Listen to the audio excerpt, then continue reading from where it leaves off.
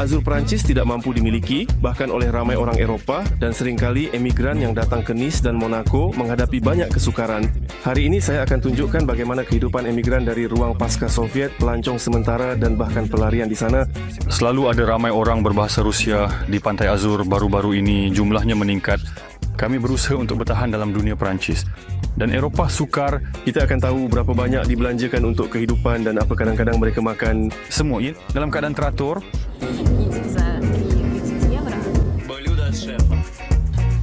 Hari ini kita juga akan melihat pilihan-pilihan di mana kita boleh mendapatkan wang dan berapa lama di Perancis kita perlu membayar pinjaman perumahan. Sudah berapa tahun kita ini? 40% deposit tidak dikembalikan.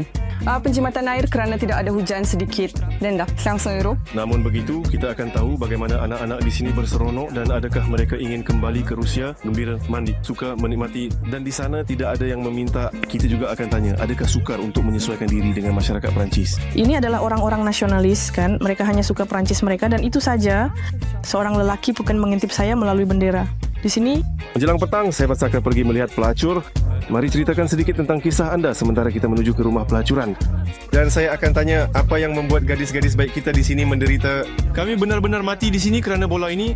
Dari ketegangan seksual, janji kau akan selidiki. Ya. Kemudian kita akan tanya kepada budak-budak kita, adakah mungkin untuk berkenalan dengan gadis tempatan tanpa tahu bahasa Perancis? Kau pernah berkenalan dengan gadis Perancis? Ya, pernah berkenal. Dan apa yang tidak disukai oleh gadis-gadis kita tentang orang Perancis? kamu dijemput lelaki yang membayar. Sangat gay, Syabas. Yaitu lebih jelas untuk bekerjasama dengan orang Eropah dan hubungan, serta persahabatan dengan penutur bahasa Rusia. Hubungan juga dengan orang Eropah. Akan ada banyak yang menarik, jadi langgan YouTube dan Instagram dan mari kita pergi.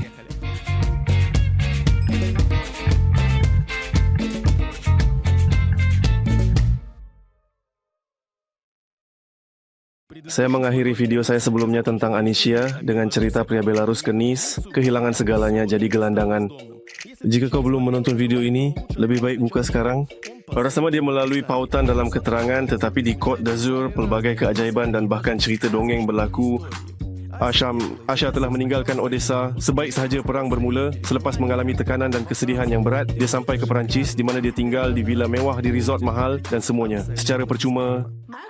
Bilik saya di sini sebenarnya ini adalah bekas pejabat, di mana sofa boleh dibentangkan. Jadi kau boleh lihat dengan lebih jelas. Gila kau risau tentang sofa kan? Saja. Ya bukan milik dia, milik bersama besar gitu. Kau datang dengan apa? Beg apa yang kau bawa? Dengan beg kecil macam ni. Ya. Dan juga dengan satu beg besar. Jadi saya sudah bersedia. Sementara tuan rumah tiada, Asha berada di rumah sebagai yang tertua dan memberi saya lawatan ringkas. Di halaman ada air pancut, pokok pain dan pokok zaitun tumbuh. Tetapi yang paling mengagumkan adalah pemandangan laut dan gunung, serta kolam renang yang mewah yang Asha masih malu untuk menggunakannya. Saya penting untuk melihat laut, tetapi untuk mandi di dalamnya saya boleh bertahan tanpa itu. Dan kolam renang ini juga sepertinya milik villa ini kan? Ya, hanya kok di rumah. Kolam renang. Ya, saya tidak mandi di dalamnya sejujurnya. Kenapa? Entahlah, saya rasa malu. Saya tidak merasa saya berhak. Hanya sekali saya mandi ketika mereka benar-benar memujuk saya. Saya, tuan, untuk bersikap sederhana, tidak seperti orang bodoh. Ya, jadi di laut engkau pergi. Jadi sebagai orang Odessa, saya sudah pergi ke laut 2 kali juga. Pada dasarnya semua yang kau mahu dah saya buat. Dan kau dengar saya sekarang melalui alat ini? Kelas. Atau saya tidak mau pergi pada mulanya. Kami pergi ke barat Ukraine. Ya, sangat mengerikan, menakutkan. Tidak siapa yang tahu apa yang akan berlaku esok. Kau bersembunyi di dalam ruang bawah tanah lama ini. Kau dengar siren-siren ini. Ini benar-benar tidak tertanggung. Kemudian apabila menjadi jelas bahawa perlu untuk pergi, perlu membuat keputusan dengan cepat. Dan apabila engkau menyedari bahawa engkau mungkin tidak mempunyai esok, kau seolah-olah mula bangun dan menjalani kehidupanmu yang sebenar. Dan saya selalu ingin berada di sini, di Pantai Azur. Saya pernah berada di sini, ingin kembali. Saya tahu bahawa suatu hari saya akan sampai ke sini, tetapi perang inilah yang membantu saya akhirnya. Pastikan apabila saya melakukan ini, jika tidak sekarang, saya mungkin tiada esok, lusa atau 5 tahun lagi. Saya baru saja melihat semula gambar-gambar lama, terfikir saya ada perarakan dan demonstrasi untuk menyokong Ukraine. Saya fikir ini seperti biasa, terasa seperti tanah air kedua, juga dekat laut, juga cantik di sini, mungkin bahkan lebih baik. Dan tiba-tiba saya dijemput ke sini. Orang-orang Odessa yang baik hati, kenalan yang telah membawa banyak orang ke sini. Mereka menawarkan kepada saya satu tempat, kami boleh ambil seorang. Pada mulanya mereka menawarkan untuk tinggal sebulan lagi kerana keluarga Odessa perlu berpindah kerana mereka menduduki seluruh rumah dan mereka berkata kami sediakan satu bilik, engkau boleh tinggal lagi sebulan. Dan kemudian mereka berkata tinggal dengan kami kerana kami suka kamu. Kap Martin, tempat Asha menetap, adalah resort elit di sempadan dengan Itali. Jadi terdapat banyak seni bina Itali di sini, seperti sebenarnya di seluruh Côte d'Azur. Lihat, gunung-gunung ini sudah Itali. Saya beli air dengan harga €1,5 dan pergi ke pantai yang sesak. Seperti biasa, di kawasan ini terdapat banyak tubuh telanjang. Pelancong kelihatan sangat romantis di pantai-pantai kecil berbatu seperti ini. Walaupun ada larangan terhadap trailer, mereka tiba dengan van biasa yang telah diubah sesuai menjadi rumah bergerak. Dan budak-budak Itali ini mencuci muka di sinki buatan sendiri. Kau mempengaruhi pintunya. Mari kita jelas di sini. Tempat yang begitu indah ini juga menarik banyak orang Ukraine. Di sini ada 2 van yang sama dengan nombor pendaftaran Ukraine dan di sini ada kereta Ukraine yang tidak murah sama sekali. Polis di bandar ini tidak tidur dan memberikan denda dengan tegas bagi mereka yang tidak mempunyai tiket parkir seperti itu. Denda sedang dikeluarkan. Helikopter sentiasa terbang di sini di sepanjang pantai Azur. Tetapi ini bukan helikopter tentera. Kemungkinan besar helikopter di sini adalah alat pengangkutan yang biasa. Lapangan terbang hanya ada di Nice dan dari Nice kan semua terbang dengan helikopter. Nah, seperti semua orang, mereka yang mempunyai duit untuk itu. Ini adalah Bandar Menton yang sudah hampir bersempadan dengan Itali dan dari gunung-gunung itu sudah Itali. Saya sangat suka bagaimana di sini. Selalu ada kabut seperti ini pada waktu pagi, terutama ketika cuaca panas. Dan ada juga tasik gunung tempat orang suka pergi, seperti resort ski juga. Dan orang Perancis dan Itali, dan mereka kelihatan bersinar di bawah matahari, seperti cermin pada waktu pagi dan petang. Ini sangat cantik. Jadi kau suka Menton? Sangat suka, kerana perasaan hidup di sempadan ini, seolah-olah kau bersempadan dengan Rusia, mungkin tidak, bukan dengan Rusia, tetapi hanya hidup di sempadan seperti di... Ini mencetuskan semua orang Ukraine. Bukan sahaja Asha tiba di sini dengan cara yang mistik. Dia juga menjana wang, lebih kurang begitu. Saya mempunyai bidang kegiatan. Saya adalah pakar dalam membantu orang hidup dengan impian mereka, menyelesaikan kepercayaan negatif dan menyingkirkan yang menghalang mereka mencapai matlamat dan keinginan. Saya melihat potensi dalam diri seseorang, keinginannya sebenarnya sangat mudah, namun dia beranggapan bahwa itu mustahil. Tetapi cukup untuk mencari apa yang menghalang kepercayaan atau ketakutan dan membuktikan kepada orang itu bahwa dia boleh melakukannya. Lihat, saya tidak begitu percaya pada esoterik, tetapi saya pikir begitu sebenarnya. Tetapi memandangkan ke mana kau telah sampai, mungkin. Dengan kekuatan pemikiran, saya mula percaya. Dan tentang apa yang kau sedang selesaikan sekarang, adakah kau boleh hidup dengan duit itu di sini, sewa tempat tinggal? Apa yang belum ada, tetapi tidak lama lagi. Kerana musim akan berakhir. Dan kedua, kerana pendapatan saya semakin meningkat, ditambah lagi dengan bantuan kerajaan yang akan datang. Dia belum ada. Di sini semuanya sedikit. Perlahan-lahan, saya telah menerima bantuan sekali sahaja kewangan dari Palang Merah. Dan baru-baru ini mereka menghubungi saya. Akhirnya kerajaan mengundang saya untuk pertemuan, tetapi saya tidak tahu apa bantuan yang akan ada di sana. Ada angka-angka berkaitan dengan Perancis, tetapi saya tidak tahu tentang Monaco. Monaco kerana saya tahu bahawa saya akan mempunyai insurans kesihatan yang perlu saya miliki. Saya sudah ada, saya telah mendaftar. Saya mendapat kursus bahasa Perancis percuma. Ceritakan tentang orang-orang yang kamu tinggal bersama. Kamu tinggal percuma. Saya tinggal secara percuma di villa, mereka memberi saya bilik, jadi saya tinggal di sini. Saya tidak tahu berapa tepatnya, tetapi bagi saya, ia sepatutnya berharga beberapa juta. Saya rasa ya. Ini bukan orang Perancis. Ini adalah keluarga. Dia seorang Kanada dengan akar Ukraine dan dia seorang Denmark. Saya akan cuma mengatakan bahawa orang Perancis, mereka lebih tertumpu kepada Perancis dan pada diri mereka sendiri. Mereka seperti nasionalistik atau sesuatu, mereka hanya suka Perancis mereka, itu sahaja. Tetapi mereka lebih multinational, mentality global, dan itulah sebabnya mereka lebih sedar tentang peristiwa dunia. Pada dasarnya, mereka sangat berpendidikan. Kap Martin bukanlah satu-satunya tempat yang cantik di Pantai Azur. Saya bahkan boleh katakan bahawa saya tidak pernah menemui tempat yang tidak cantik di sini. Contohnya, saya telah menemui satu tempat di antara Monaco dan Nice. Dan ini sudah Bulio. Dari Nice dia hanya 5 km je, tetapi suasananya sangat berbeza daripadanya. Villa jutawan tergantung terus di tebing dan di pelabuhan. Selain bot nelayan biasa, terdapat kapal layar oligarki dan kapal layar yang katakanlah lebih sederhana. Salah seorang yang tinggal di salah satu tempat itu dan bekerja sambilan membawa pelancong adalah Alexander dari Odessa. Bonasio lagi, 2 perkataan Moldova yang saya tahu.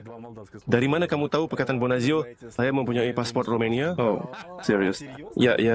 Ini adalah anak perempuannya Zlata yang membantu mencari pelanggan. Kami mempunyai kabin studio, 4 tempat tidur, dapur elektrik, ketuhar gelombang mikro, peti sejuk, dan pembeku. Juga di atas ada mesin pembuat ais. Semua untuk kehidupan semuanya ada. Ada tandas di sini. Tandas. Peperangan saat krisis tenaga dan haba telah memberi kesan besar kepada pemilik kapal layar. Hanya sekarang di Pantai Azur, penjimatan air dijalankan. Hingga akhir bulan Ogos, tidak dibenarkan mencuci kapal layar. Boleh mengisi tangki anda dan mencuci dengan pipe anda sendiri, Joe. Tetapi selain itu, penggunaan banyak air adalah dilarang. Ini penjimatan air, tiada hujan sedikit. Denda €1.500. Jadi tahun ini ada perubahan. Jumlah orang berkurang, kapal layar juga berkurang. Situasi politik di dunia telah berubah. Tidak banyak pelancong, terutama dalam spektrum. Siapa pelanggan anda? Ini bagaimana ia dikendalikan? Makina dan perkara penting adalah ia tidak seperti mesin. Orang datang seperti mesin memegang streng. Dan di sana, pemegang gas, pengendalian enjin, alat pengukur kedalaman di sana,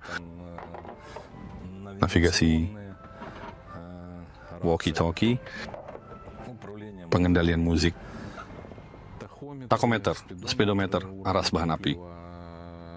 Tetapi yang paling penting di sini adalah amalan naluri.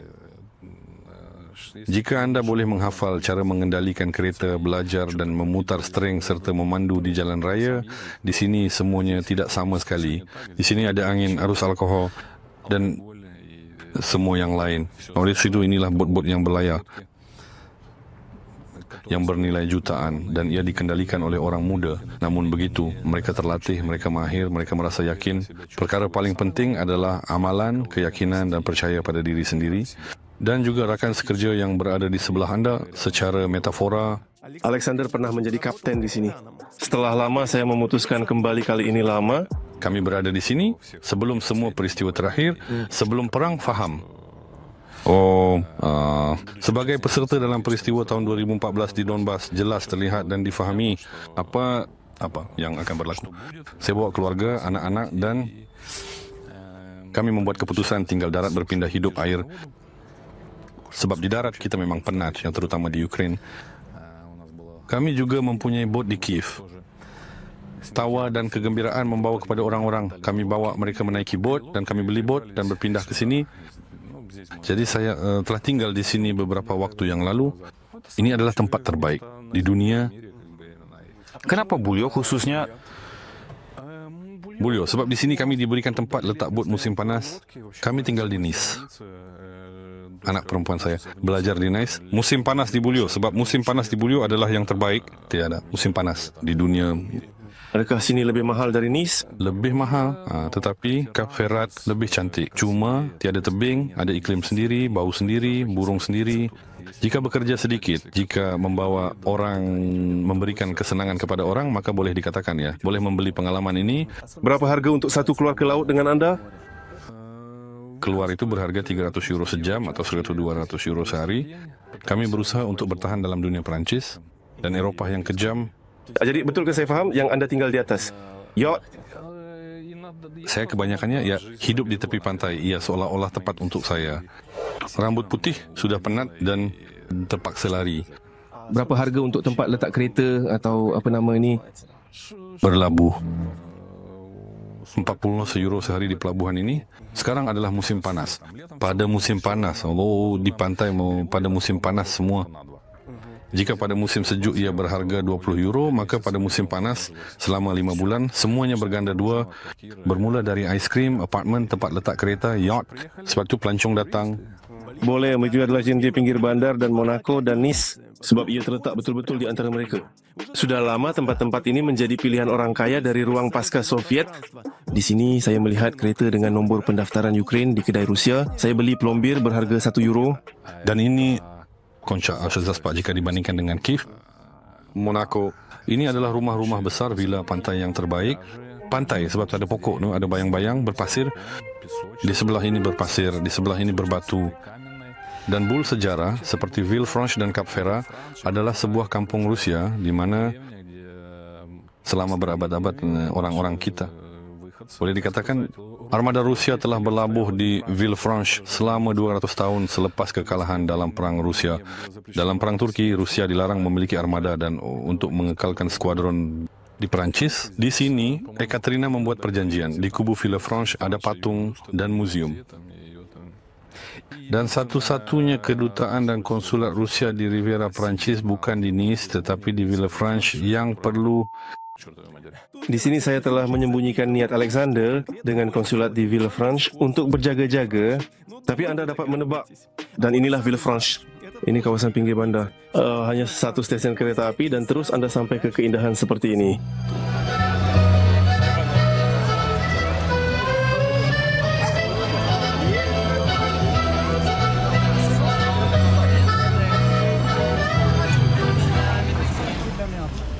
Sengaja terperangkap, cuba untuk berpatah balik. Jadi keluar dari bandar lama dan terus sahaja sampai ke pantai. Di sini gadis-gadis sedang merakam TikTok. Di bawah kaki ada ketam merayap dan di dalam air ada kapal layar berwarna-warni. Sangat gay, syabas. Di bandar ini hanya ada satu pasar raya kecil dan ia pun tidak selalu dibuka. Di sini kebetulan ada seorang wanita Romania yang bekerja. Keluarga saya sangat suka. Tepat di pintu masuk ada mesin yang memeraju soren dan tidak rugi untuk melakukan ini setiap hari. Jadi ini tidaklah seburuk seperti di Kop sekurang-kurangnya. Untuk menyelamatkan diri dari panas, kami melompat ke dalam air terus dari tepi pantai. Cuma air yang menahan saya terganggu. Di sepanjang jalan-jalan kecil ini dengan balkoni dan rumah-rumah tepat di tepi tebing, Andriuka berjalan pulang dari kerja setiap pagi, pulang dari shift malam. Semua orang di sini bergambar dan dia masih tidak percaya dilihatnya. Yang setiap hari kau lalu dan setiap hari kau tidak dapat mengalihkan pandangan dari keindahan ini. Di sini sungguh luar biasa, tempat yang ajaib. Saya sangat suka di sini. Dan bayangkan, kami baru saja muncul dari laut, berjalan kurang dari 100 meter di bandar lama Villefranche. Dan di salah satu pintu yang tidak mencolok antara kafe dan kedai cenderamata terletak apartemen Andriuka. Lagipun, studio yang tidak begitu kecil ini disewanya hanya dengan 50 euro. Anggap diri anda bertuah kerana saya membuat penggambaran di luar musim. Di sini dia berkongsi omelet secara adik-beradik. Hidangan dari ketua. Saya jumpa apartmen ini sendiri. Cuma beruntung, saya mencari kerja di Villefranche, pekerjaan di sebuah restoran bertema masakan. Pengarah berkata, jika kamu mahu bekerja di sini, perlu sendiri tinggal di sini kerana dari Nice akan sukar untuk sampai. Di studio ada dapur kecil untuk bujang dan tilam. Tingkap-tingkap menghadap ke tempat paling sibuk di kawasan pejalan kaki. Dan inilah yang di bawah. Tidak mengganggu tidur malam. Ini semua orang Inggris yang mabuk. Sebenarnya mengganggu bagi mereka yang bekerja pada waktu malam dan siang berehat seperti saya. Sebab jika bangun seperti orang biasa pada 7-8 jam, orang-orang akan pergi bekerja dan di sini bermulalah suasana, meja-meja, pelancong. Tapi kerana saya pulang pada pukul 5, tidur pada pukul 4 pagi dan pada pukul 9 loceng berbunyi, bahkan pada pukul 8 orang-orang mula mengeluarkan meja-meja di sini, kafe-kafe kecil yang terdekat ini, restoran-restoran dan kebisingan. Andre datang ke Côte d'Azur sebagai DJ. Untuk satu acara, dia mendapat sekurang-kurangnya 500 euro. Telah mengendalikan beberapa majlis perkahwinan. Apabila ada sedikit masa lapang, dia berimprovisasi untuk keseronokannya.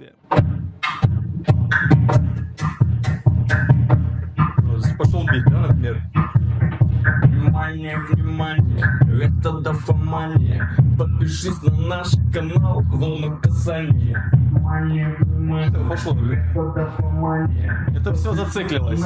Внимание, это дофамания. Подпишись на наш канал, волну касания. Внимание, это дофамания. Подпишись на наш канал, волну касания. Saya bekerja dalam bidang restoran dan kebanyakannya makan di tempat kerja, jadi saya akan cari belanjakan paling tidak. Maksudnya jika terasa sangat lapar, pagi saya akan pergi ke kedai kecil di sini, beli kazinok. Tapi sebenarnya jika dikira berapa banyak yang berjalan hampir. Walaupun di dalam peti sejuk, saya tetap menemui banyak makanan sedap. Sebenarnya ini kotor. Kau boleh, kau bujang. Saya berkenalan dengan gadis Perancis akan datang dalam masa terdekat. Adakah mungkin dengan tahap bahasa Perancis kamu yang cukup baik dan memuaskan tetapi tidak begitu bebas untuk berkomunikasi dengan gadis-gadis tempatan, penduduk setempat dan orang-orang di sekeliling? Kita bicara burung hantu mencuba portfolio. Kemudian dia berkata burung hantu. Kau bertanya burung hantu itu, dia berkata burung hantu. Akan datang ke tempat saya akan tunjukkan apartmen di Bumima. Apa itu? Chamois. Ini macam rumah Chamois. Chamois, ya. Datanglah, sangat seronok, gadis-gadis. Tahu alamatnya pusat Villefranche. Di sini tanya juru jualan di kedai tentang Andriuka. Siapa kawan-kawan kamu? Ini orang Perancis atau berbahasa Rusia? Negara-negara ini kebanyakannya berbahasa Rusia. Saya lebih mudah untuk mempercayai mereka, tapi saya hanya bekerja dengan orang Eropah. Dengan orang Perancis, saya lebih mudah, lebih jelas. Maksudnya bekerja lebih jelas dengan orang Eropah, tetapi hubungan dan persahabatan dengan yang berbahasa Rusia. Hubungan dengan orang Eropah. Masalahnya, Anya melihat orang berbahasa Rusia bukan rakan kongsi yang berpotensi, tetapi sebagai saudara. Dan pada orang Eropah, saya suka pendekatan serius terhadap hubungan perkahwinan. Tak ada yang namanya kita bertemu 2 bulan kemudian, semua sudah berkahwin. Kita kadang-kadang begitu dalam emosi. Ya, di sini mereka lebih berhati-hati, tetapi ada masalah undang-undang tersendiri katakanlah kerana mereka banyak mengambil risiko masuk dengan cara itu. Mungkin aku di Rusia atau Moldova semuanya berbeza, tetapi di sini mereka sangat takut kehilangan modal mereka, kehilangan harta benda mereka. Anya tidak tergesa-gesa nikah, berencana nikah pada usia 30-35 dan terus bekerja. Kau nak bina lebih kepada kerjaya dan kemudian keluarga? Ya. Secara Eropah? Secara Eropah pasti ya. Kamban, jika ada seseorang yang muncul, yang kau cintai, dia ada banyak duit, dia akan berkata, saya tidak mau, kau bekerja, kau akan bagaimana dengan ini? Pencinta aku akan mengerti ini bukan aku. Tanpa simbolisasi, saya rasa saya akan layu seperti mana-mana gadis. Cawan sahaja, Bill. Di restoran, seorang lelaki dan seorang wanita berkongsi separuh. Perempuan biasanya juga bekerja dan tempat dalam pengangkutan tidak diberikan kepada mereka. Ini diceritakan oleh Natalia yang tidak suka dengan sistem pembahagian anak di Perancis. Jika anak kita tinggal dengan ibu, maka haknya adalah sama. Sebab itu, seperti yang dia anggap, anak-anak menderita. Juga begitulah ibu bapa yang penuh semangat. Dan kanak-kanak ini dia kemudian seperti lada yang terasing. Dia tinggal seminggu dengan ibu, seminggu dengan ayah. Dan begitulah dia hidup. Kemudian semasa cuti mereka juga membawanya. Baiklah jika ibu bapa berpisah tetapi masih mengekalkan hubungan, di situ tidak ada ketidakharmonian. Oh, seperti yang saya tahu, ada seorang kenalan yang mempunyai 2 anak lelaki. Di sini letakkan berat dan sarung kaki saya, buatkan katil dan sebagainya. Mereka datang kepada suami dengan ibu. Di sini si kecil mengikuti mereka, ada ekor menyapu dan tentu ada yang tidak terduga. Jadi Ngomong-ngomong, sebenarnya ayah akan cerita kepada kita bahawa anak-anaknya dengan mudah menerima pindah dari Rusia ke Perancis. Saya ada ibu bapa. Berjalan koloni. Dan bagaimana proses penyesuaian mereka? Mereka menjalani penyesuaian dengan baik. Mereka sudah bercakap dalam bahasa Perancis dalam masa setahun.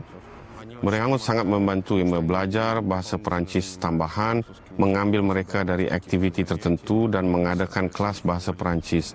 Semua ini berjalan dengan lebih cepat. Orang Rusia yang berbahasa Rusia, di sini ada banyak kanak-kanak, katakanlah bukan orang Rusia tetapi orang yang berbahasa Rusia, semua datang berbeza dengan berbagai bangsa. Di sekolah, Igor hanya membayar untuk makan tengah hari bagi kanak-kanak dan mereka sendiri bergaul dengan rakan sekelas Perancis dengan sangat cepat. Gembira, mandi, suka, menikmati. Tetapi dia tidak mau pergi ke Peter. Dia mau pergi Peter. Igor mempunyai saudara mara di sini, 10 tahun. Dia datang ke sini untuk bercuti, memutuskan untuk berpindah sepenuhnya. Untuk bekerja di Perancis, perlu menandatangani kontrak dengan syarikat tempatan yang sukar. Oleh itu, Igor bekerja sebagai pengurus jualan di syarikat Rusia secara jarak jauh. Saya ada pelawat datang. Dan saya tidak mempunyai hak untuk bekerja di sini. Dan lama anda boleh tinggal. Saya boleh tinggal selama setahun dan memperbaharui. Tapi dengan peristiwa terbaru, adakah terdapat sebarang komplikasi untuk orang Rusia di sini di Perancis? Jadi masalahnya sekarang mendapat gaji kerana saya menerima di Rusia, sukar untuk memindahkannya kerana semuanya ditutup. Igor suka kerana panas dan hijau, walaupun pada musim sejuk. Sentiasa cerah berbeza dengan St. Petersburg dan itu memang hebat. Kemudian di sini ada gunung yang bagus, dekat, di mana kita juga boleh pergi mendaki.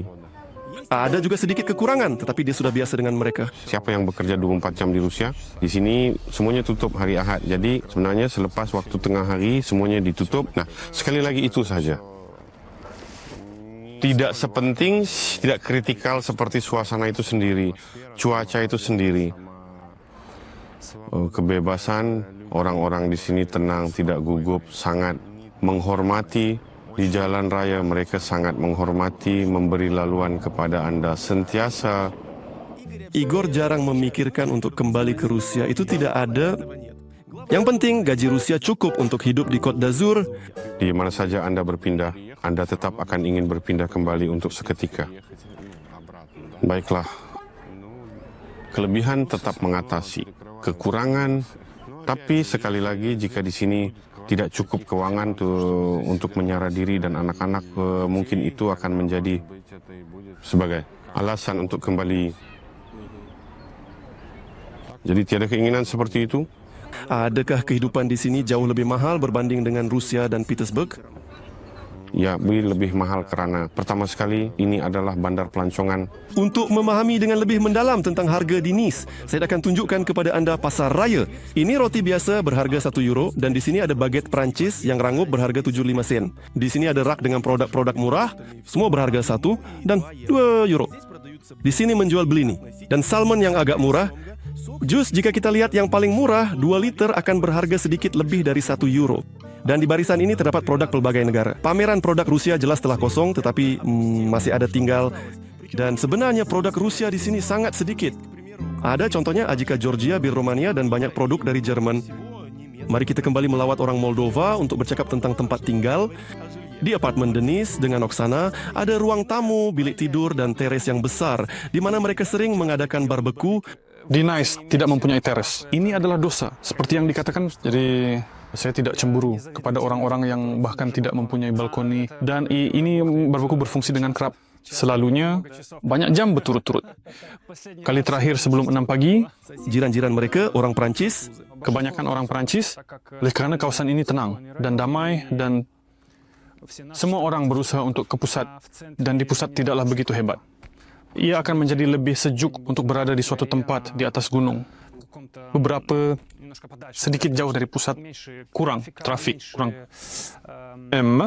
seperti yang dikatakan pencemaran, ya lebih bersih udara. Kami ambil pinjaman kerana sewa apartemen lebih mahal daripada bayaran bulanan pinjaman. Kami tidak berfikir, lama terus ambil dan beli. Maksudnya mereka membayar lebih sedikit dan juga membeli apartemen mereka sendiri. Sebenarnya anda tidak akan dapat melakukannya tanpa kontrak kerja tempatan. Ya, akan berharga sekurang-kurangnya €900 di kawasan ini, kerana kawasan ini baik. Pinjaman untuk apartemen seperti itu berharga sekitar Jadi anda bayar duit ini. 750. Насколько лет это? 25. 25 лет. Tapi masa berlalu dengan cepat, sudah 5 tahun berlalu. Saya bahkan tidak perasan dia. Saya harap 25 tahun itu tidak berlalu dengan cepat. Saya maksudkan juga bahawa baiklah, walaupun anda fikir untuk berpindah anda akan menyewakannya pada harga 900, anda tetap akan untung dan apartemen anda akan dibeli. Ya, istibas akan dibeli, ya akan membayar cukainya, semua yang diperlukan, perkhidmatan utility. Kita akan di tahap 0. Di Nice, saya tidak hanya berkenalan dengan orang-orang dari kawasan kita. Ini adalah Maxim, seorang Cina tetapi bercakap dalam bahasa Rusia. Dia mempunyai nama Cina tetapi dia hanya menggunakannya dengan orang Cina. Ibu bapa awalnya menghantar Maxim untuk belajar di Moskow, kemudian di Nice untuk melihat hartanah di sini dan mengeluarkan modal mereka dari Rusia. Saya ambil sedan supaya lebih mudah bergaul dengan orang, berkenalan, disebabkan oleh kenaikan mendadak rubel sekarang. Ini sangat menguntungkan. Menyimpan duit dalam bentuk ini. Maksudnya, di sini dalam hartanah di Côte d'Azur, ya... Berbeza dengan saya, panas tidak menakutkan orang Cina sama sekali. Maxim sangat suka dengan iklim di sini. Kami sering kali dah pergi ke Eropah untuk melancong. Ya, kerana kami mempunyai permit tinggal ada di Eropah sedikit. Dan saya rasa di masa depan hidup saya akan sangat berkait dengan Perancis. Dan... mempunyai apartemen ataupun rumah di sini. Saya tidak tahu apa yang akan berlaku. Akhirnya sangat mudah untuk berada di sini. Dan saya sangat suka bandar ini. Walaupun begitu, tidak begitu selamat. Seperti di Moskow atau meramai pelancong, tetapi saya mempunyai vibe saya sendiri. Dalam musim hingga Oktober, sukar menyewa apartmen di Côte d'Azur. Menurut Veronica, bekerja dalam bidang hartanah seringkali terdapat masalah dengan sewa. Sewa hampir tiada yang mungkin, harganya sangat tinggi. Dan kontrak yang ditandatangani, contohnya pada bulan Februari, pada bulan Oktober, orang-orang terpaksa bertahan hingga bulan Jun, atau mereka diusir, atau mereka dikenakan syarat tertentu untuk membayar sangat banyak. Musim sejuk mereka bagus. Mereka mula pada bulan Januari, Februari, Mac. Pada pendapat saya, bulan Mac kira-kira sangat-sangat sejuk. Bukan hanya sejuk, tetapi kelembapan yang sangat tinggi ini. Dan ISO jika anda menyewa apartmen di tingkat bawah, saya ada orang yang tinggal di tingkat 1 dan 2 di Cairns, pusat bandar Cana. Anda pergi ke bilik mandi, seluruh apartmen kotor, tiada siapa boleh berbuat apa-apa, ada acuan. Jika contohnya ingin tinggal musim sejuk, tidak boleh menyewa rumah ini, tidak boleh menyewa rumah 3 tingkat. Kulat di sana tidak boleh buat apa-apa. Anak-anak mula mengalami alahan. Dari kelembapan inilah muncul kulat dan berjuang melawannya adalah sia-sia. Yang paling menarik, walaupun anda memberitahu tuan rumah bahawa di apartmen anda ada kulat dan anda perlu berpindah, mereka tidak mengembalikan deposit. Tentang deposit tentu anda boleh menyaman, tetapi itu sangat lama dan membosankan. Jadi berapa lama anda akan pergi ke mahkamah kerana deposit ini? Iaitu kerana semua kes 80% deposit tidak dikembalikan kepada pelanggan. Veronica masih belum dapat berkomunikasi dengan orang Perancis. Mereka boleh tersenyum, tetapi mereka sebenarnya agak materialistik. Mungkin sesuatu ketika mempunyai mentaliti yang berbeza. Hukum dia dari negara lain memahami mentaliti mereka. Ingat tak, perang bermula dan kami pergi ke Ukraine. Perancis mencadangkan agar kami ditempatkan dalam keluarga secara percuma. Dan ada seorang wanita, dia datang dari Ukraine. Suaminya tidak datang kerana dilarang keluar. Dia datang dengan anak perempuannya. Mereka tiba, mereka dijemput oleh sebuah keluarga Perancis. Mereka tinggal selama 3 minggu. Jadi secara ringkas, keluarga Perancis hampir-hampir mengusir mereka. Apa yang pelanggan katakan tentang orang Perancis, saya rasa 70%. Daripada apa yang Perancis janjikan, seperti anda akan tinggal di sini secara percuma, saya tidak tahu, hanya 10% yang benar-benar ditunaikan. Mereka tidak mahu berkomunikasi dalam bahasa Inggris. Dan kami mempunyai satu cerita, dia masih sangat muda. Saya ada kawan, dia nikah dengan orang Perancis. Ketika itu mereka sedang berkenalan, dan kemudian ada cerita menarik bahawa maksudnya dia menjemput gadis-gadis itu. Jadi itu adalah majlis bapa untuk gadis itu. Dan ada champagne yang mahal.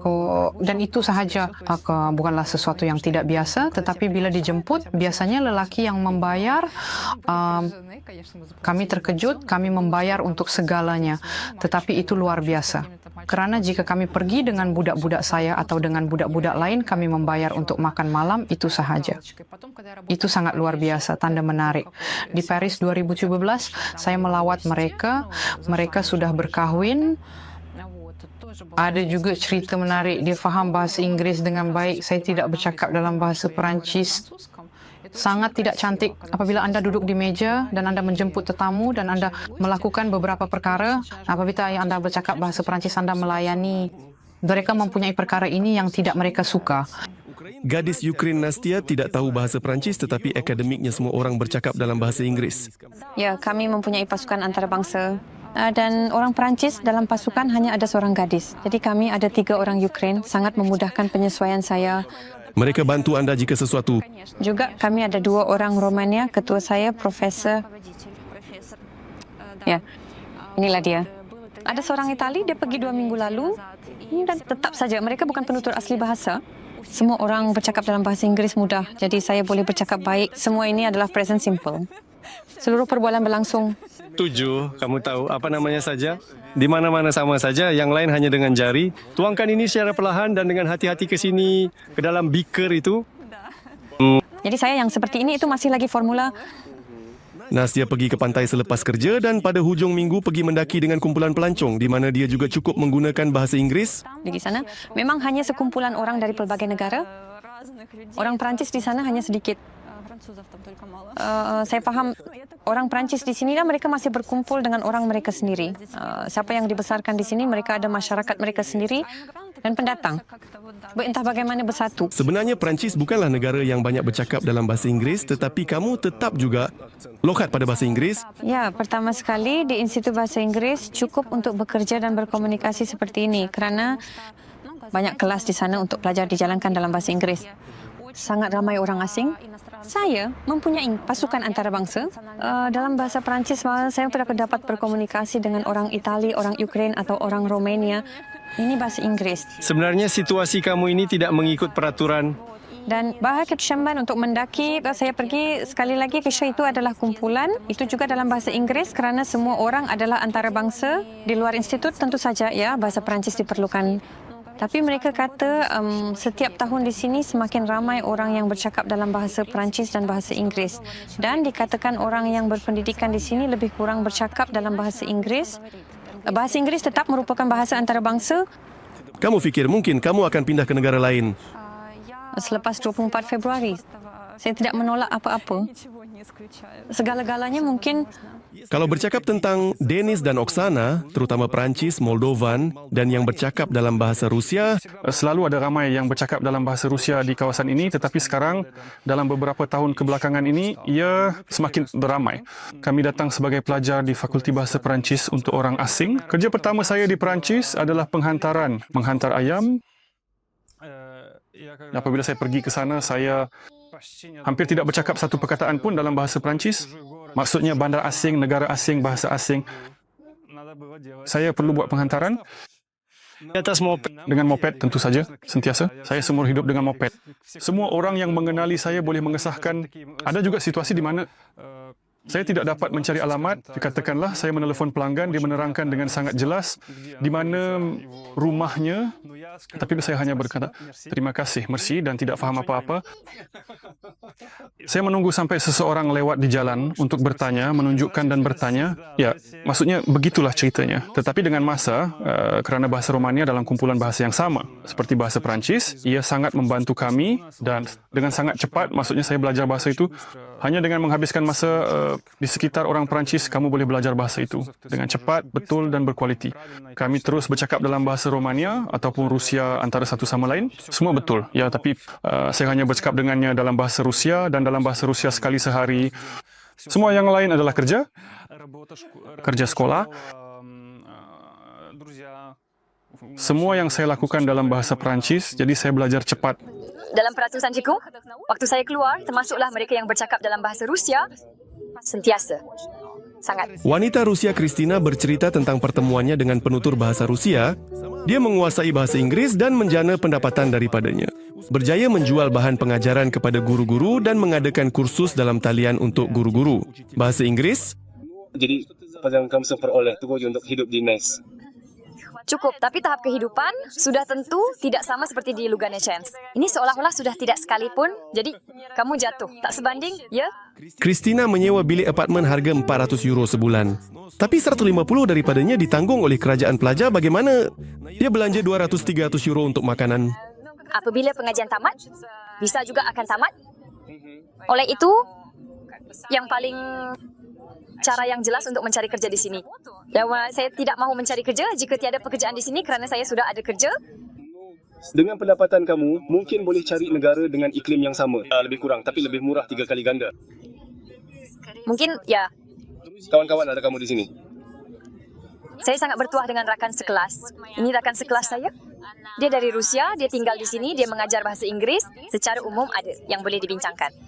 Oleh itu, kakak kami pergi ke kolam renang dan ke kafeteria pelajar. Tugas bersama. Kita makan dengan euro.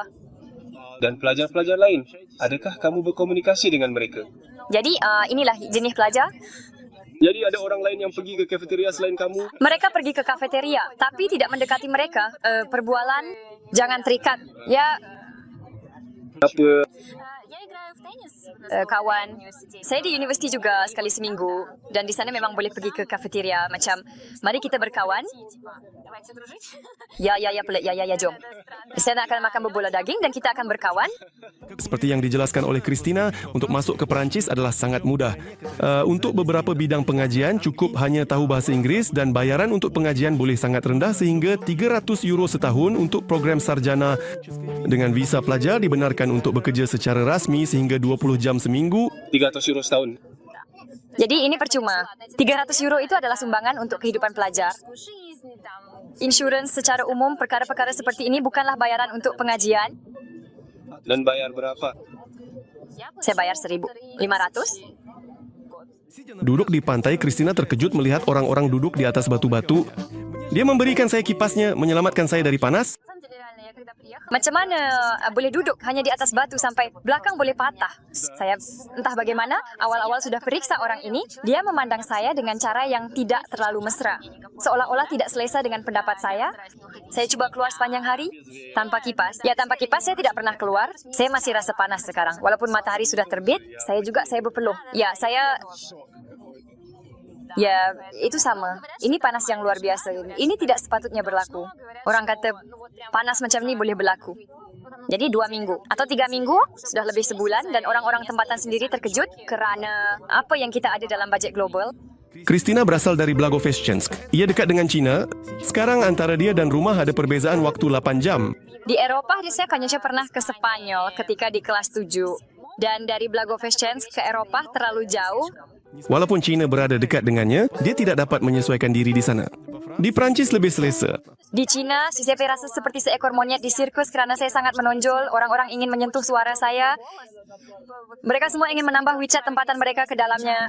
Mari kita jalan di Nice. Saya sangat menyukainya. Lihatlah kanak-kanak bermain di dalam air pancut. Ibu bapa duduk di kafe. Dan ini adalah Notre Dame. Ya. Nah, benda macam ini bukan hanya ada di Paris. Selalu kita dengar bahawa Nice adalah bandar yang kotor. Tetapi contohnya air dalam lopak. Lihatlah betapa bersihnya. Di pusat bandar ada banyak perkara menarik. Tetapi selalunya saya mengatur pertemuan di tempat ini. Di sini ada air pancut Apollo. Ia dibina pada tahun 50-an dan di sini ada banyak bahagian tubuh yang terdedah, sebab itu ia sudah menjadi isu pada tahun 70-an. Selepas protes penduduk tempatan, ia dipindahkan ke stadium yang jauh dari pandangan orang ramai. Selepas 37 tahun, ia dikembalikan ke tempat asal dan sekarang ia tidak mengganggu sesiapa pun, bahkan orang Muslim. Bayangkan betapa banyaknya perubahan norma di Perancis.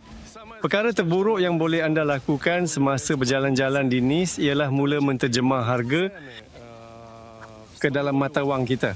Contohnya, air di pusat Nice berharga 2 euro. Itu biasa. Semalam, saya minum yang macam tu.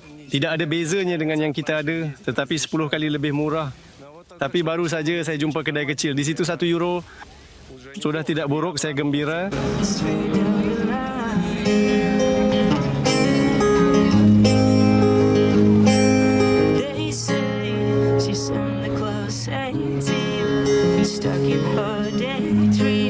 Ini saya masuk ke salah satu gereja tertua di Nice.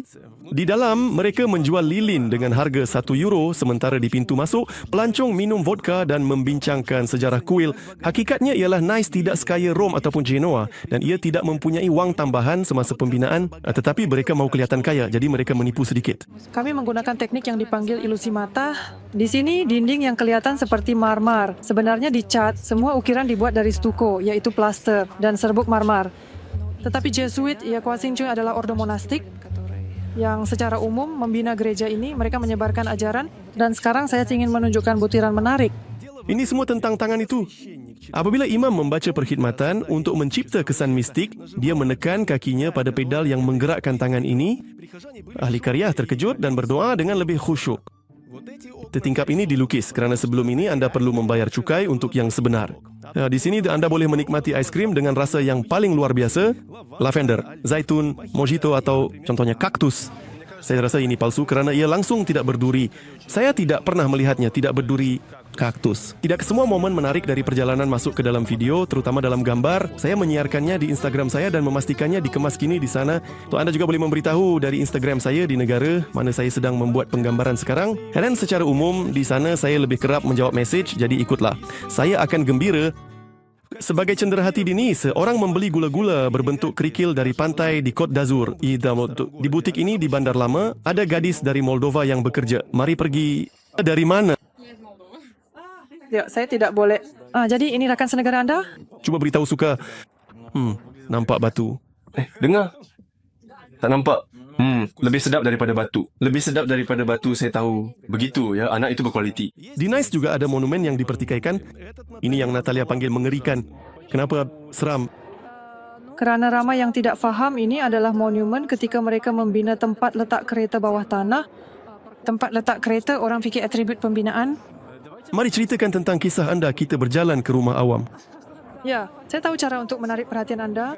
Natalia adalah pemandu pelancong. Sepanjang jalan, dia sering berhenti menunjukkan hal menarik. Di rumah ini, violinis Paganini telah meninggal dunia. Dia sendiri orang Ukraine, berkahwin dengan orang Perancis di Ukraine, dalam perjalanan kerja dan sudah 16 tahun di Nice. Sekarang ada banyak penduduk dari Ukraine. Oh, tidak. 5.000 orang. Dan sebenarnya di sepanjang pantai dari Fenton hingga Camp ada 14.000. Bayangkan berapa angka ini. Ini adalah salah satu dari dataran kecil. Di sini Variable agak tersembunyi dari jalan-jalan utama. Rumah awam di Perancis dibenarkan sehingga tahun 1946, ya, secara sah. Dan profesion ini masih wujud hingga kini. Dan bahkan hanya bahwa ia dibahagikan kepada kawasan yang berbeza. Nah, ini adalah salah satu rumah awam. Dan lihat papan tanda yang tertulis Interna Migliorata itu bermaksud di dalam orang miskin.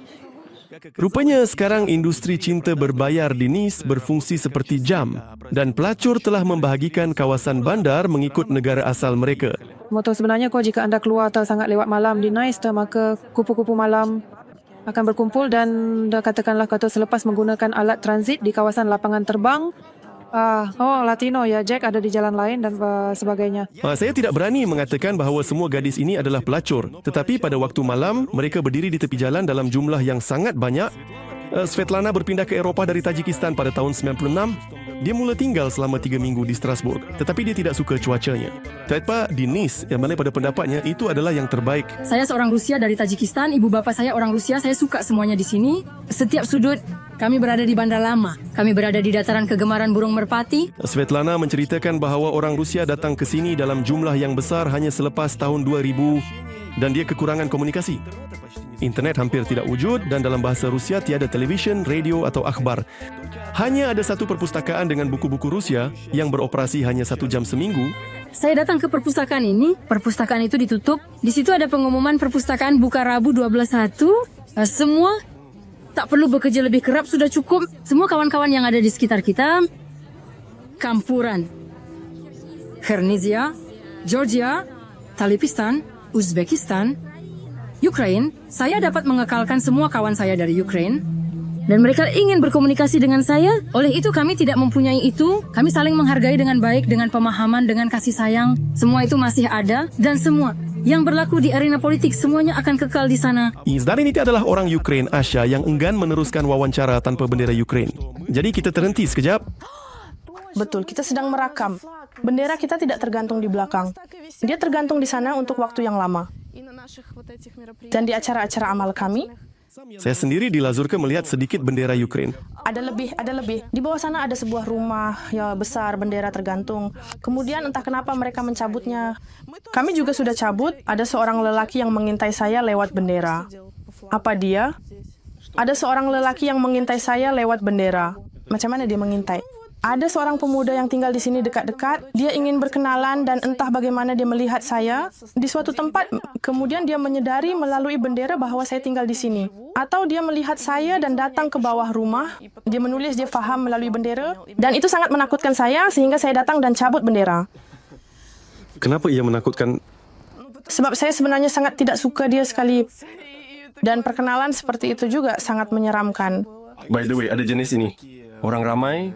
Apa yang mereka tulis padamu? Mereka menulis, kau sial, kita sedang berperang dan kamu di villa seperti ini. Tiada siapa yang menulis apa-apa seperti itu kepada saya. Mungkin kerana saya belum mempunyai banyak pengikut. Tetapi dari kalangan kenalan saya, tiada siapa yang berkata begitu. Kepada saya sebaliknya, semua orang gembira. Dan mungkin kerana saya tidak, bukan saya tidak melupakan Ukraine.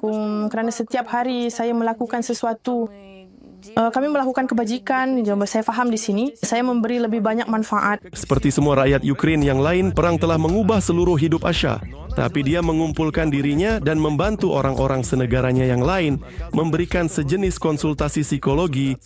Saya bekerja di pekerjaan yang serius dan apabila perang bermula, saya dan semua rakan sekerja, kami mula terlibat dalam kerja sukarela. Perang, mencari logam untuk landak, membeli pelindung peluru, perubatan, sebenarnya untuk semua orang melalui telefon 24 jam sehari, 7 hari seminggu. Dan saya punya aktiviti ini. Pekerjaan sebagai jurulatih, pakar yang membantu, ini adalah sesuatu yang tambahan. Saya hanya melakukannya melalui radio mulut ke mulut. Dan apabila perang bermula, sudah tentu saya langsung tidak mengambil wang dari pelanggan saya. Atau begini, sekurang-kurangnya seberapa banyak yang boleh. Dan apabila perang bermula, kita semua kembali terjerumus ke dalam kebencian, ke dalam keinginan untuk mengutuk musuh, keinginan untuk yang paling mengerikan, apa sahaja yang boleh diinginkan untuk musuh ini.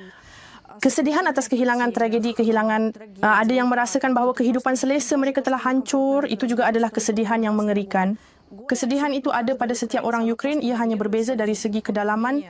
Dan saya faham bahawa orang-orang ini tidak boleh dipersalahkan atas apa yang berlaku kepada mereka. Tetapi saya fikir sudah tiba masanya untuk mengawal apa yang berlaku kepada mereka. Inilah rasa tidak puas hati dan kembali kepada emosi yang neutral agar kita tidak merosakkan hidup kita dan tidak menjadikannya lebih teruk. Ini sudah menjadi tanggungjawab individu. So, ini adalah aktiviti saya sekarang kerana saya telah berhenti kerja, tetapi saya tidak dapat terus bekerja secara jarak jauh di Ukraine. Komuniti Ukraine tempatan kini mengadakan banyak acara dan aktiviti di mana mereka mengumpul wang untuk Ukraine. Kami bahkan mempunyai pelajaran vokal Ukraine kerana ternyata di sini di sempadan tinggal sopran yang hebat dari Ukraine yang telah lama tinggal di Itali menyanyi di opera. Dan pelajaran dengan dia berharga sejumlah wang yang cukup. Kami mengumpul wang, kami membeli kereta dihantar ke barisan hadapan, elektroensefalografi, teropong, penglihatan malam. Jadi banyak benda seperti itu. Semua ini di sini, di kawasan kecil anda atau di Lazur ke? Semua ini tidak dapat saya katakan dengan tepat. Semua ini adalah tentang Monaco. Di ruang tamu ini, sukarelawan Ukraine mengumpul wang dengan menjual cawan dan mengedarkan risalah. Ini adalah cawan kami yang dipesan dari Denmark dan kami menjualnya. Ini seperti lot yang paling kecil harganya. 50 euro kami menjualnya. Saya tidak mempunyai status sebagai pelarian, tetapi sebagai perlindungan sementara. Ini memberi saya hak untuk bekerja di sini. Saya tidak butuh visa kerja. Ini sangat memudahkan beberapa aspek biopraktikal. Walaupun begitu, secara keseluruhan baik, semua di sini kamu suka, kan? Dia menunjukkan kepada saya antidepresan di rumah. Saya tidak mahu menunjukkan. Adakah itu saya ya? Macam mana boleh sampai ke tahap ini? Sampai tahap ini. Saya adalah gadis. Semua masalah berkumpul sekaligus untuk Nastia, Lovodopustia, perang saya melarikan diri, kesihatan ibu, kehilangan perniagaan dan penyesuaian di negara yang tidak dikenali. Pada satu ketika dia menangis setiap hari. Pada satu ketika ketua bertanya apa yang berlaku pada saya, dia perasan ya saya hanya tertekan, saya mengalami histeria. Natalia memaksa Nastia untuk pergi ke psikolog di mana dia diberikan antidepresan yang kuat. Kadang-kadang saya berjalan sambil tersenyum. Orang bertanya kepada saya, bagaimana saya boleh berkata kamu tersenyum? Saya tidak dapat menjelaskan, saya tidak tahu. Ini adalah tingkah laku yang tidak wajar. Belum ada sesiapa dari Ukraine yang datang melawat Nastia. Tidak boleh. Saya ada ayah dan adik lelaki yang sebaya. Mereka tidak boleh meninggalkan Ukraine. Saya berharap bahawa semasa cuti, ibu akan datang melawat ke sini. Tapi ibu saya baru sahaja mengalami stroke sebelum perang. Dan sekarang dia tidak mampu pergi ke mana-mana. Saya harap sekurang-kurangnya dia akan datang melawat ke sini. Dia akan berada di sini untuk waktu yang lama. Di bawah tingkapnya ada gelanggang tenis dan pawagam semua filem dalam bahasa Perancis. Nastia tidak pergi ke sana. Ini adalah bungkusan dengan gambar-gambar yang dia lukis semasa di Ukraine. Hanya dihantar. Selepas beberapa bulan... Ini adalah karya saya dari Kharkiv. Dan ada beberapa perkara yang saya sudah lukis di sini. Tetapi dalam folder inilah yang tiba. Saya merancang untuk menjual karya-karya ini. Saya sebenarnya melukis gadis yang belum siap ni sebelum perang. Ini adalah Kharkiv kesayangan saya. Ini adalah Popasna, wilayah Luhansk. Nah, buat masa sekarang, saya dari Popasna ya. Hingga 16 tahun saya tinggal di sana. Ini adalah pusat bandar. Saya rasa dalam masa terdekat saya akan selesai kerana bercuti. Sebelum perang, saya duduk dan melukis burung perdamaian. Di dunia ini ada sesuatu yang tidak baik. Walaupun perang di Ukraine dan sekatan, pelajar Rusia di Perancis masih belum ditindas. Sebaliknya, mereka bahkan diberikan bantuan apabila mereka menghadapi masalah. Boleh saja diberi dan mendapatkan bantuan kewangan untuk sementara waktu kerana semua kad telah dibekukan. Orang-orang tidak ada peluang bayar. Mereka juga berkata bahawa kami faham bahawa ini bukan anda. Kami telah memberikan anda wang, jadi boleh saja dapat. Berapa ramai sebenarnya? Sekali lagi, saya tidak menerima, tetapi pada pendapat saya sekitar 500 euro. Saya datang ke hotel ini di tepi pantai Nice khusus untuk merindui kerana beberapa tahun yang lalu saya menginap di sebuah apartmen yang tingkapnya menghadap terus ke hotel ini. 5 tahun yang lalu, saya tinggal tepat di belakang Hotel Negresco. Selama sebulan kami menyewa studio dengan harga 700 euro. Saya rasa sekarang lebih mahal harganya. Yup, memang seperti ingatan otot. Saya rasa seperti pulang ke rumah.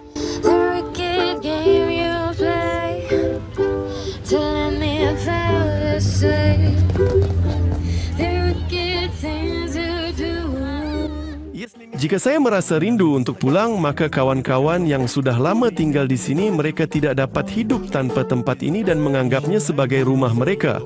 Sudah tentu Moldova. Selepas beberapa ketika kamu mula merindui rasa nak pergi, apatah lagi ke Sanja di Chisinau untuk berjalan-jalan di tempat-tempat lama, di taman-taman mereka. Saya akan jujur kerana sudah lama kami pergi. Saya sudah agak terbiasa. Dengan ini, tak begitu teringin katakanlah. Dan itu adalah saya telah melalui maksimum seminggu. Saya ingin kembali di sini juga.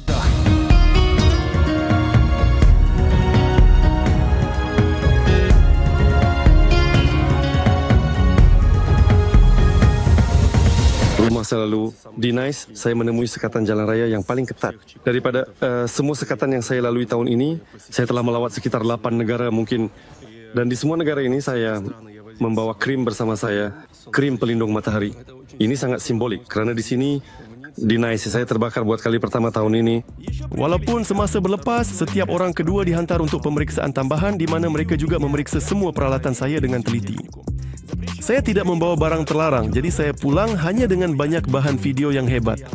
Jangan lupa untuk melanggan YouTube dan Instagram saya dan tonton episod besar di saluran Vova Karmanov setiap pagi Sabtu. Selamat tinggal.